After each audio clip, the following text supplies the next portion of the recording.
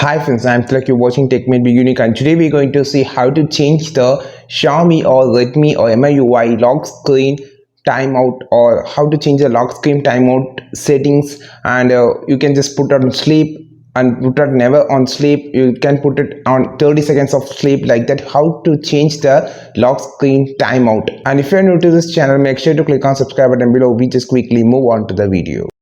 So to change the lock screen timeout on your Redmi mobile phone, or how to put the lock screen to the sleep, you just scroll down and click on the setting option.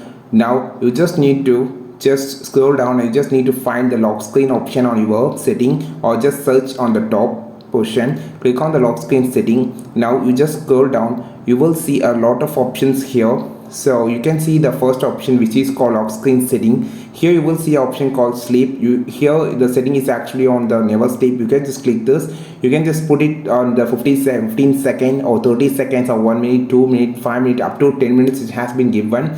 So you can just click on 15 seconds, which actually will be sleep after 15 seconds, or you can just choose for never. So this is how you just put never sleep, or you can just put a lock screen to the sleep in 15 seconds, or sleep in 30 seconds, or to the 1 minute or 2 minutes.